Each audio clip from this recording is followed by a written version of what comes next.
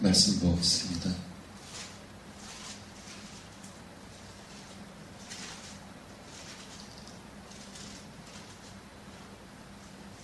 요한복음 10장 30절이요. 요한복음 10장 30절. 나와 아버지는 하나이니라 하신대. 나와 아버지는 하나다.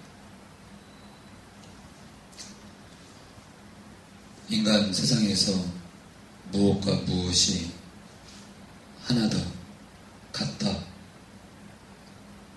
그럴 수 없죠. 근데 우리 주님께서 나 예수와 성부 하나님은 하나다. 굉장히 중요한 말이고 놀라운 말이죠. 우리가 무게를 둬야 되는 말이고요.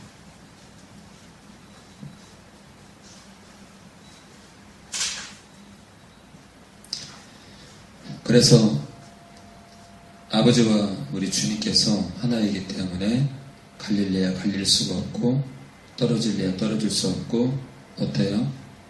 서로를 위하지 않을 수가 없고 품지 않을 수가 없고 섬기지 않을 수 없고 서로 순종하지 않을 수 없습니다.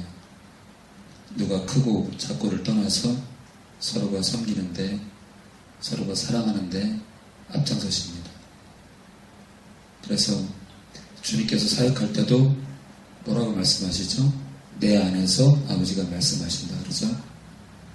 그래서 한시도 함께 하지 않으시는 삼위 하나님의 역사를 우리가 볼 수 있습니다. 31절. 나와 아버지는 하나라고 말하니까 유대인들이 화가 날 수밖에 없죠. 하나님을 모독하는 일이기 때문에 하나님은 한 분인데 지가 뭔데 아버지와 하나라니까 화가 날 수밖에 없죠. 유대인들이 다시 돌을 들어 치려하거늘. 얘네들은 돌을 잘 들어요, 그죠? 누구를 정죄할 때 꼭 돌을 들어서 쳐 죽이려고 그래요.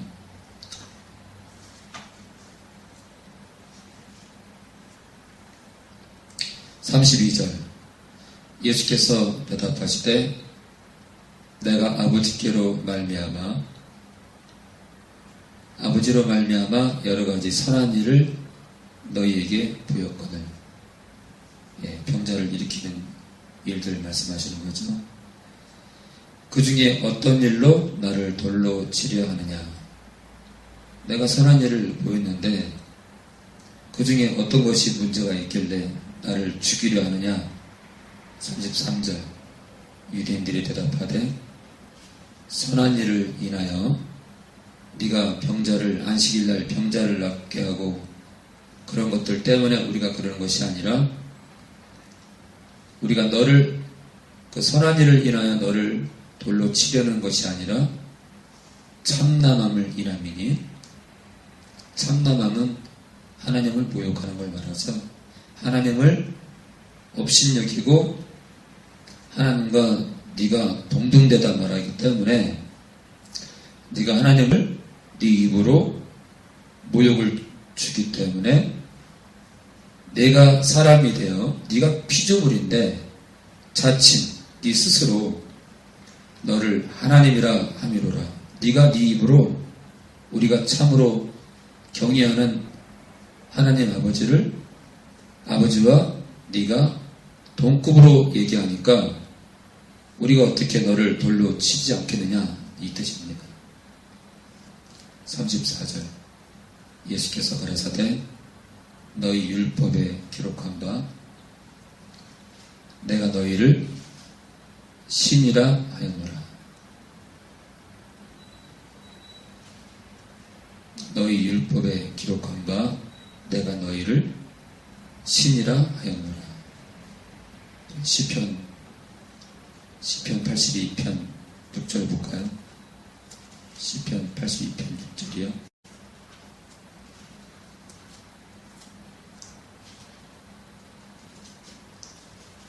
요즘은 교회에서 뭐라고 하냐면요, 설교 시간에 말씀을 많이 찾지 말래요. 성도들이 짜증내니까. 성도들이 이 교회를 떠나니까 말씀을 많이 찾지 말고 쉽게 그냥 설교를 하고, 아마 많은 장로님들이 그렇게 얘기할 거예요. 목사님이 새로 부임 오면 말씀을 많이 찾지 마시고 30분 이내로 꼭 끝내시고 길게 하지 마시고, 안 그러면 여기 성도들이 많이 떠나니까 절대로 말씀 많이 찾지 마시라고. 여기 성도들 귀찮아하니까. 그리고 찾는 거 하려면은 여기 화면에다가 쏴서 그냥 다 같이 편하게 볼 수 있도록 그렇게 다 하잖아요, 요즘요. 네, 그러나 말씀은 꼭 찾아야 되죠. 자, 82편 6절. 내가 말하기를 너희는 신들이며 다 지존자의 아들들이라 하였으나.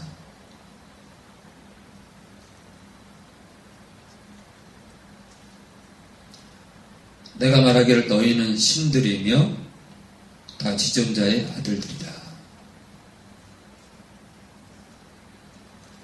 지금 이 말씀은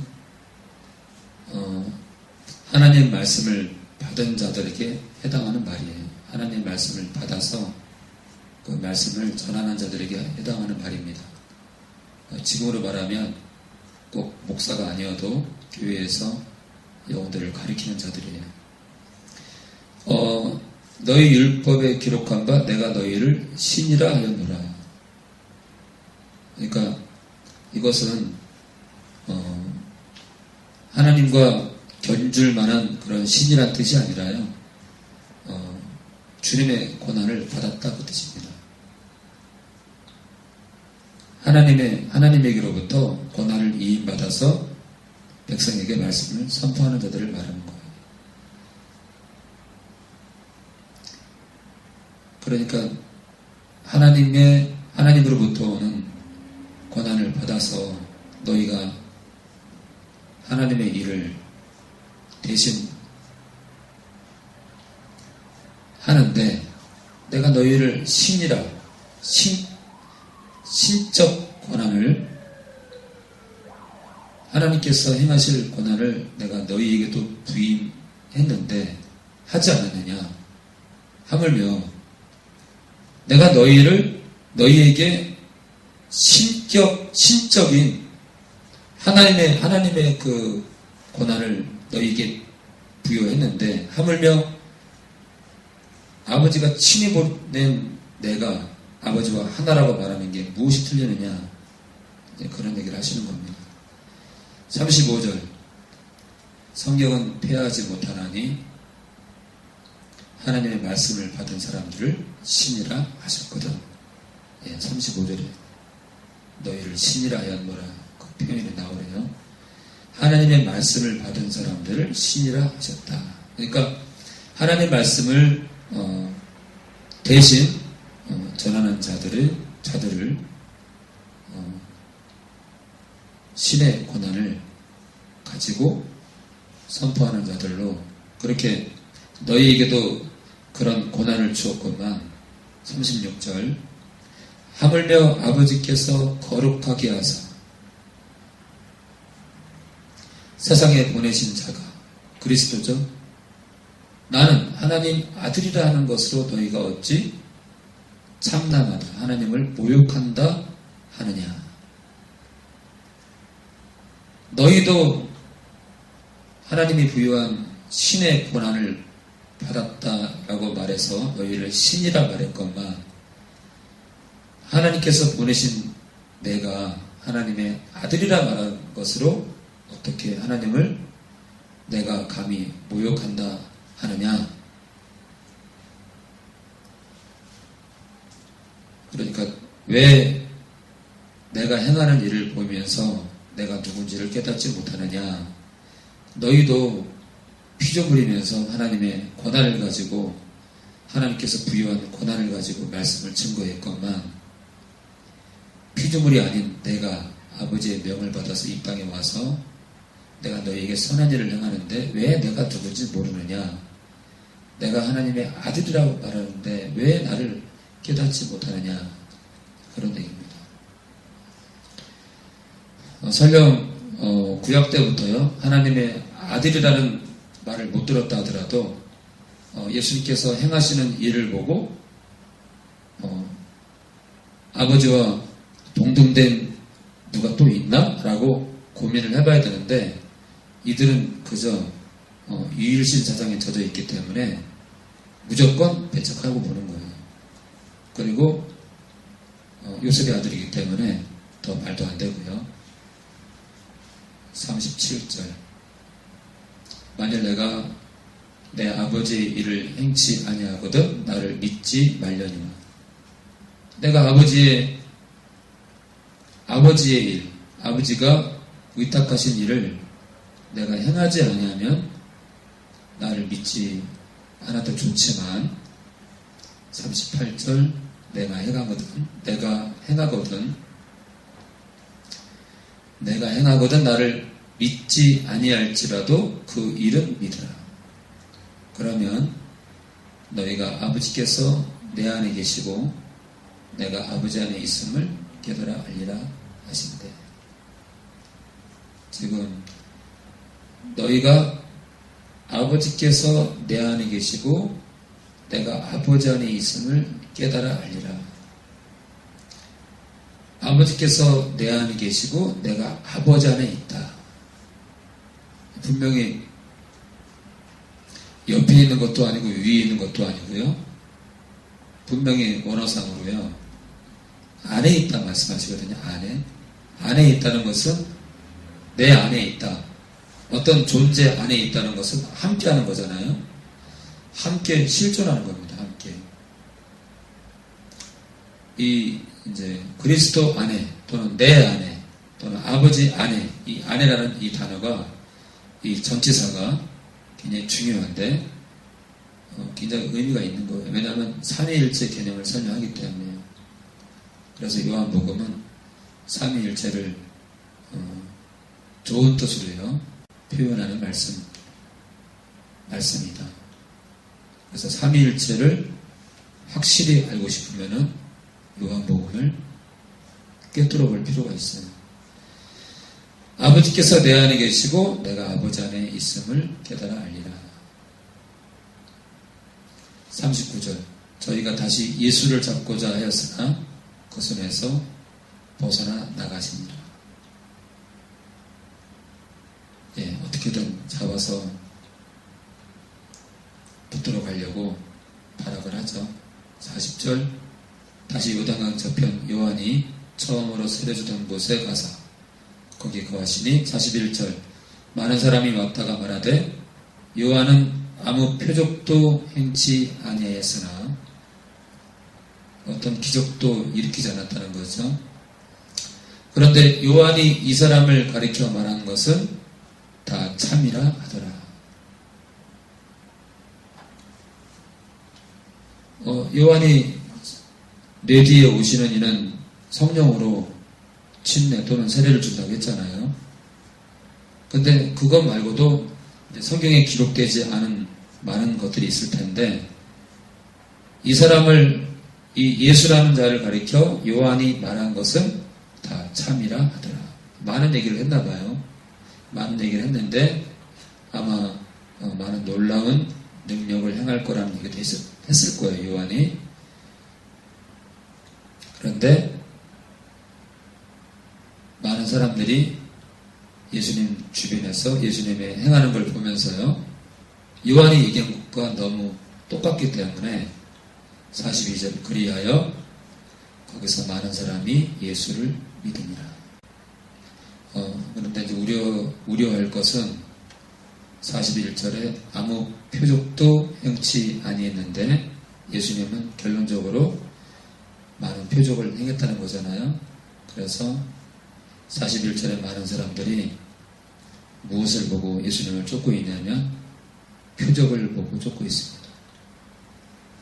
더러 그렇지 않아도 있겠지만 대다수 사람들은 표적을 보고 예수를 믿습니다. 이런 사람들은 그리 오래 못 가서 다 떠나게 됩니다. 그러니까 어떤 표적도 아니고 이적도 아니고 주님께 집중해야 됩니다. 주님께, 주님 말씀에. 우리가 이제 눈여겨볼 게 뭐냐면 신사참배 일제시대 때 신사참배 사건이 있었을 때요. 안타까운 게 뭐냐면 마음으로 다들 많은 목회자들이 판단하기에 신사참배하는 것이 잘못된 걸 알았을 거예요. 양심이 있기 때문에. 그런데 신사참배를 합니다.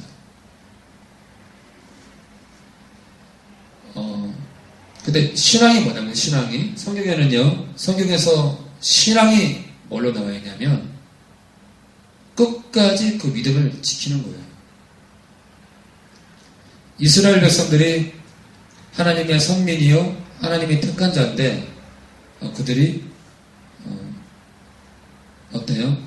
가나안 땅을 내가 너에게 준다고 했는데도 불구하고 그 말을 신뢰하지 않습니다. 그리고 홍해를 건너기 전에도 불평하고 불만을 터뜨리고 하나님을 원망하고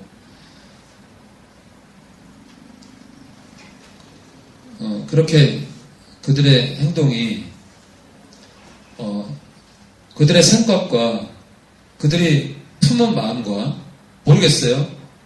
우리가 잘 모르지만 이스라엘 사람들은요, 이스라엘 조상들은 어떻게 살았냐면 그들의 생각은 하나님은 정말 살아계시고 하나님은 신실하시고 하나님은 영원하시고 하나님은 유일하신 신이야라고 다들 믿었을 거예요. 그런데 어때요? 때마다 불평하고 때마다 내 육신이 공고해지면은 모세까지 원망하고 모세를 원망하고 누구를 원망한 거예요? 하나님을 원망합니다. 가나안 땅 정탐꾼을 보내면서 어때요? 여호수아 갈렙 외에는 다 그 땅에 들어가면 안 된다는 겁니다. 누구를 대적하는 거예요? 하나님을 대적하는 겁니다. 하나님을 원망하는 거예요.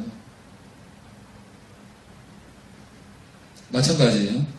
신사참배를 보면은 사람들이요 생각은 하나님 살아계셔요. 하나님은 전능하시고 하나님은 존귀하세요. 생각은 다들 그럴싸해요. 그런데 어때요? 행위로 부인합니다. 신앙이 아니에요. 자, 우리 독일의 나치를 볼까? 나치. 여러분들 기독교의 꽃을 피운 나라가 어딘 줄 알아요? 독일입니다. 이 역사적으로요 뛰어난 신학자가 어디 있느냐? 독일입니다. 독일 사람들은요 예수님을 사랑하는 사람들입니다. 근데 어때요? 이 나치가요 나치주의 이 나치가 히틀러가 이 수많은 사람들을 죽이는 그 군인들이 어떤 정신을 바탕으로 그 군인들이 전 세계로 그 제국주의에 휩쓸려서 뛰어든 줄 알아요? 나치가 어떤 사상의 중심이, 어떤 세상이 그들의 중심이 있던지 알아요? 기독교 세상입니다.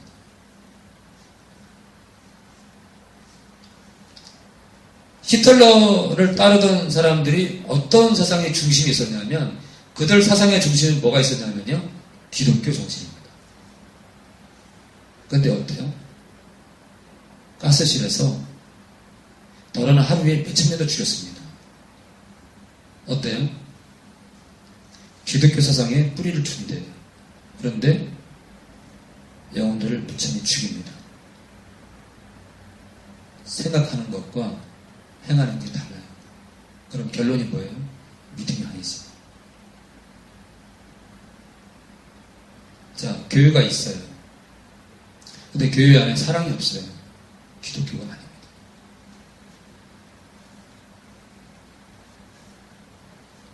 교회가 있어요.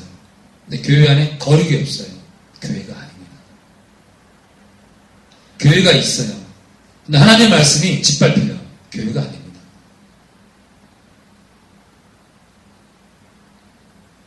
교회가 있는데 십자가가 없어요. 십자가를 자랑하지 않아요. 교회가 아닙니다. 이미 사교 집단이요. 그냥 사회 집단이에요. 이익 집단이에요. 이익 집단. 헌금 걷어가지고요. 건물 크게 짓고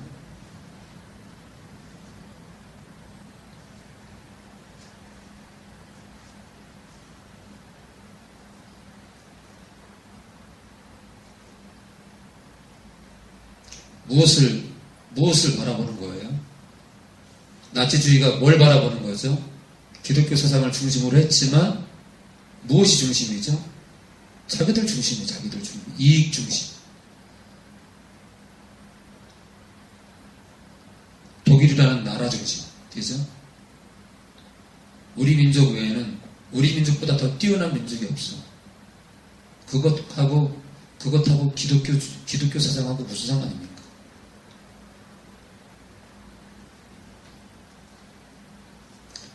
사람들은 어때요? 사람들은 하나님께 집중하지 못하고 뭘 집중하죠?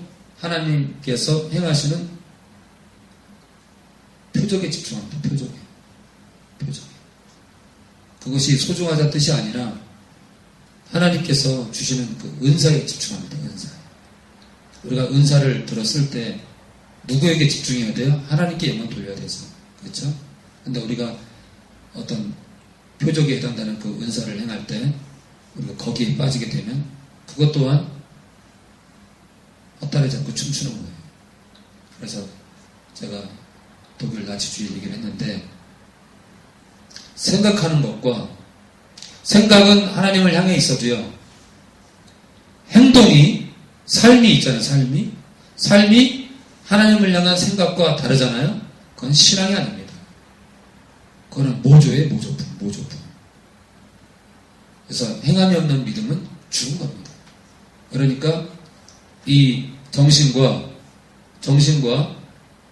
이 우리의 행위가 하나가 된 게 그게 신앙이요 주를 향한 사랑이에요. 만약 우리가 행함이 없잖아요. 행함이 없으면 그거는 도로문이에요. 도로. 아무 가치가 없는 거예요.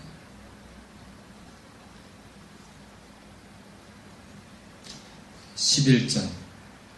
그래서 잠시 표적 얘기가 나와서 우리가 무엇이 중심이냐 그것을 우리 행위로 하나님께서 판단하신다. 아무리 옳은 생각을 하고 아무리 하나님을 사랑한다고 말해도 행함과 진실함으로 그 생각하는 하나님을 향한 그 생각을 그 마음을 움직이지 않으면 도루묵이다. 그건 신앙도 아니요 아무것도 아니다.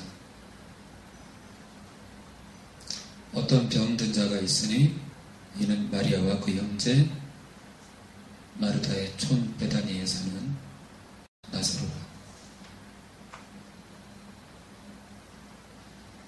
2절 이 마리아는 향유를 주께 붓고 머리털로 주의 발을 씻기던 자.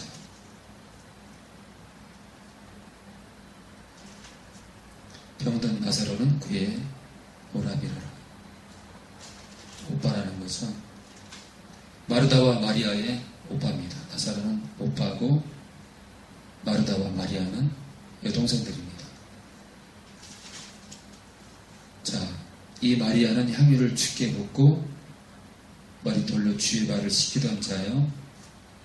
병든 나사로는 그의 오빠다. 3절 이에 그 누이들이 여동생들이 예수께 사람을 보내어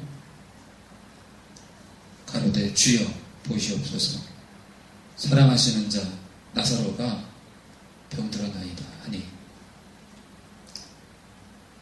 어지간히 병들었으면 사람을 안 보낼 텐데 심각한 병에 걸린 것 같아요.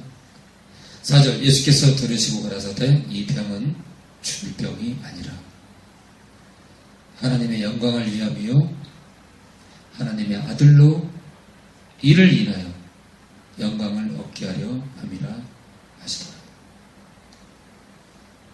지금 죽을 병이 아니다라고 말한 거 보니까 사람을 보냈는데 마르다와 마리아가 사람을 보냈는데 굉장히 위독하다라고 얘기했나 봐요. 그랬더니 죽을 병이 아니라 하나님의 영광을 위함이요 하나님의 아들로 이를 인하여 영광을 얻게 하려고 합니다. 하나님의 영광을 위하는 거고요. 나를 위한 거래요. 나의 영광을 위한 거래요.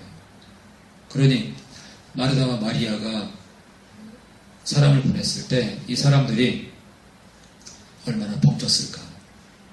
이게 지금 무슨 얘기를 하시는 건가?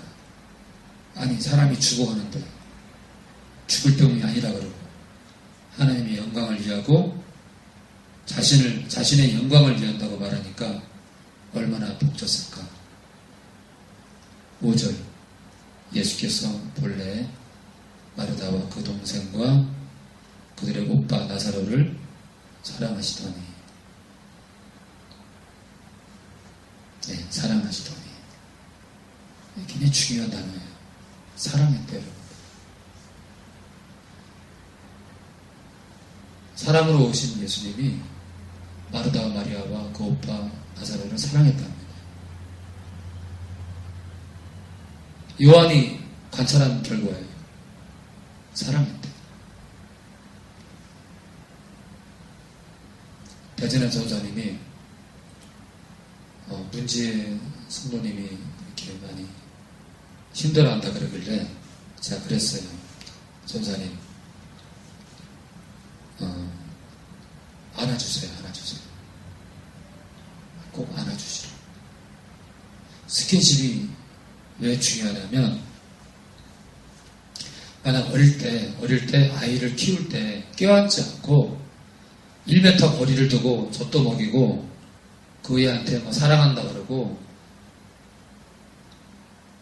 울어도 안아주지도 않고 땅바닥에 뉘어놓고 울면은 그냥 가슴 심장 있는 부분만 따독따독 거리고 또닥또닥 거리고 달래주고 그렇게 키웠다면 그 애는 애정이 말라서 만약에 인류가 애들을 키울 때 껴안지 않고 껴안아서 달래지 않고 바닥에 뉘어놓고 또닥또닥 거리고 젖병이나 물어주고 그렇게 키운다면 아마 이 사회가 정말 삭막한 사회가 됐을 거라. 그러니까 마찬가지로 제가 전사님 그분을 우리가 말씀으로 이렇게 위로하고 보듬고 가서 또 권면도 하지만 가끔 제가 안아주겠어요. 안아주면서 또닥거리고. 왜 그래요? 여러분 말로 사랑한다 하나님께서 성경에 이렇게 말씀하지 않았냐? 왜 힘들어하느냐? 일어나라. 여러분 그거 있잖아요. 그거 다 할 수는 없지만 누구나 말할 수 있습니다. 누구나. 그런데요 심장으로 껴안는 건 다 못해요.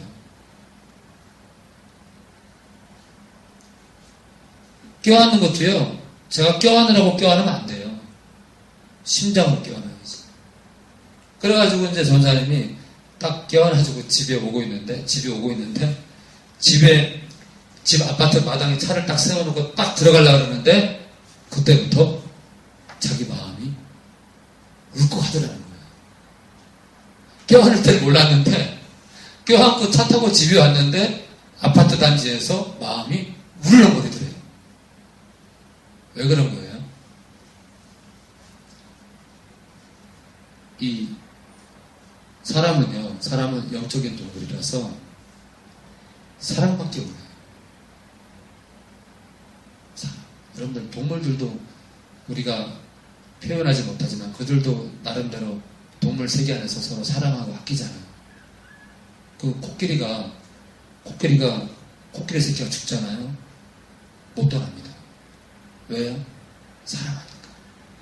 여러분 동물들도 사랑합니다. 하나님이 부여한 특권이에요. 동물에게도 있잖아요. 사랑이 있습니다. 그런데 하나님과 우리가 나눌 수 있는 그 사랑은 아닙니다.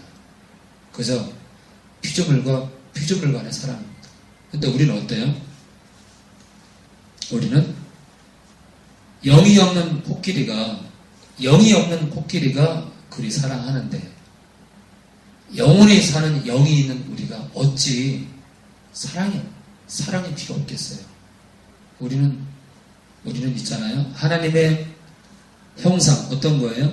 하나님의 형상이 가운데 하나가 뭐예요? 사랑입니다. 사랑. 하나님은요, 사랑의 하나님입니다. 그래서 우리를 지으실 때요, 사랑하지 않을 수 없는, 사랑할 수밖에 없는 그런 존재로 우리를 지으셨어요. 그래서 우리가 이렇게 껴안아 주는 거 아무것도 아닌 것 같죠? 아닙니다.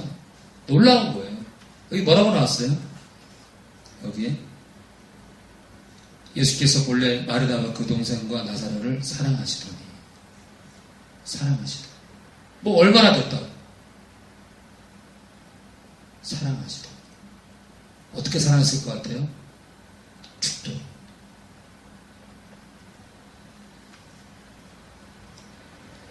나사로가 병들었다함을 들으시고 그 계시던 곳에 이틀을 더 요하시고. 아니, 죽을 병에 걸렸는데 이틀을 거기 왜 계셔? 거기 이틀을. 하나님이시기 때문에 걱정하지 않는 거예요.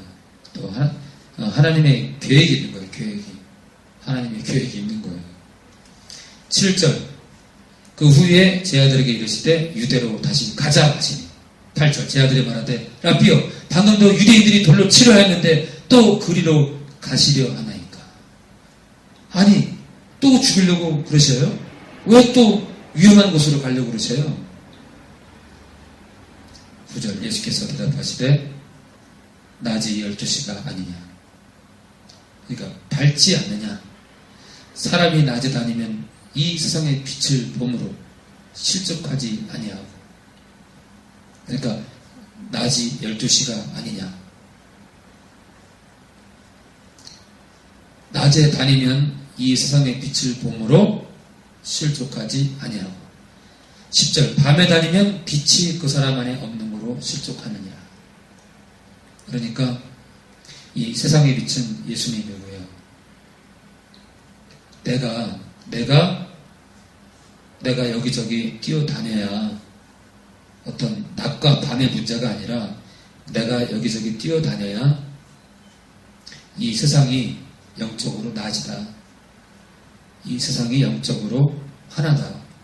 그래서 내가 뛰어다녀야 내가 나사로가 죽었다는데 내가 달려가야 또 실족하고 넘어지고 그러한 영혼들을 내가 일으킬 수 있지 않겠느냐. 네, 결국은 주님께서 그런 것 같아요. 하나님의 영 또 다른 보혜사가 오시지만 당신께서 친히 이 땅에 계실 날에 그 한계성을 아시고 어떻게든 잠시라도 더 뛰어다니고 잠시라도 영혼을 돌보고 싶은 그 간절한 마음이 있는 것 같아요. 성령께서 오셔서 충분히 모든 일을 감당함에도 불구하고 어떤 떠나야 되는 기한이 되면 당신께서는 떠나야 되기 때문에 조금이라도 더 보듬고 달려가서 안아주기를 원하시는 주님의 마음 같아요. 그러니까 9절하고 10절은 주님이 우리를 얼마나 사랑하시는지 그 고백이 들어있는 것 같아요. 안타까운 마음이죠. 11절. 이 말씀을 하신 후에 또 가라사대 우리 친구 나사로가 잠들었도다. 그러나 내가 깨우러 가노라. 잠들었다. 잠든 건 뭐예요? 잠든 건요, 우리가 이제 사람의 숨이 끊기고 아낀 걸 떠나서 객관적으로 잠든 거는 뭐예요? 잠든 건 흔들어 깨우면 일어납니다. 그러니까 잠든 거는 사망이 아니에요. 사망이. 잠든 건 뭐예요? 잠든 건 잠시 깨어나지 못할 뿐이에요. 그래서 주님께서 내가 깨우러 가노라. 12절. 제 아들이 가로되 주여 잠들었으면 낫겠나이다 하더라. 13절. 예수는 그의 죽음을 가리켜 말씀하신 것이나 저희는 잠들어 쉬는 것을 가리켜 말씀하신 줄 생각하는지라. 14절. 이에 예수께서 밝히 이르시되 나사로가 죽었느니라. 얼마나 깜짝 놀랐을까요? 죽었는데 가자고 하니까 이분이 죽었는 걸 알면서 그럼 여기 이틀은 머물었고 제 아들은 지금 아리송할 거예요. 도대체 그러니까 이제 예수님과 함께 나사로가 죽은 동네에 가는 와중에 제자들이 얼마나 혼란스러웠을까요? 아니 그러면 죽을 걸 뻔히 알면서 이틀을 여기 머무시고 도대체 그럼 미리 가시지 왜 여기 이틀을 머물고 가시면서 이제 죽었다 그러고 무엇을 하시려고 지금 아마 예수님과 가면서 뒤에서 지들끼리 수근수근 대면서 야 저분을 따라가야 돼 저분을 끝까지 따라가야 될까 말까 그냥 여기서 포기할까 떠나는 많이 그랬을 것 같아요. 얼마나 혼란스러웠을까요? 그죠? 기도합니다. 주님 감사합니다. 주님 얼마나 많은 영혼들이 이리 비틀 저리 비틀 거리는지 주님 음란으로 비틀거리고 거짓말로 비틀거리고 물질 때문에 비틀거리고 사람 때문에 비틀거리고 불신으로 비틀거리고 교회의 타락 때문에 비틀거리고 목회자의 부패 때문에 비틀거리고 또 용서하지 못해서 비틀거리고 서로 품지 못해서 비틀거리고 서로 비난하지 못해서 비틀거리고 주님 조금만 더 큰 예배당을 짓기 위해서 비틀거리고 은행의 임자를 끌어당겨서 비틀거리고 얼마나 많은 영혼들이 쓸데없는 것에 또 자기중심적 생각에 또 잘못 가르친 목사들이 잘못 가르쳐서 진리를 모름으로 얼마나 비틀거리는지 주님 이 땅에 저희가 나아지기를 원하며 이 땅에 주님과 같은 비치기 원합니다. 이 땅에 잠시 계시는 동안 어떻게든 뛰어다니고 어떻게든 영혼들을 만나고 싶어서 영혼들을 일으키고 싶어서 간절히 헤매던 주님 주님의 발길을 봅니다. 주님이 얼마나 오시며 가슴 아파했을지 주님 우리도 그런 주님 따라가기 원합니다. 주님 아파하고 힘들어하는 영혼들 외면하지 말게 하시고 끝까지 그들을 포기하지 않고 그들을 보듬고 끝까지 이 언덕을 넘기 원합니다. 주님 그리 머지않아 높은 비탈길을 올라가야 될 텐데 무수한 자들이 떨어질 것입니다. 주님 힘있게 하시고 성령 하나님 우리를 붙들어 주시고 성령 하나님 세상이 감당하지 못할 지혜로 이 교회를 채워주시고 세상이 감당하지 못할 믿음으로 이 교회를 채워주셔서 주님 어두움과 맞짱 뜨는 교회가 되게 하시고 온 교회를 더럽히는 사단의 괴력과 싸우는 빛된 교회가 될 수 있도록 주님 이끌어 주시옵소서. 권사님 신입교태를 붙들어 주시고 말씀을 없는 자에게 말씀을 먹게 하시고 주님을 향한 믿음이 없는 자에게는 믿음을 갖게 하시고 주님을 향한 사랑이 없는 자에게는 사랑을 갖게 하셔서 모든 친인척들이 우뚝 설 수 있도록 그런 기쁜 2012년 될 수 있도록 주님 이끌어 주시옵소서. 주님 감사합니다. 돌아가는 발걸음 주님 붙들어 주시옵소서. 예수님의 이름으로 기도합니다.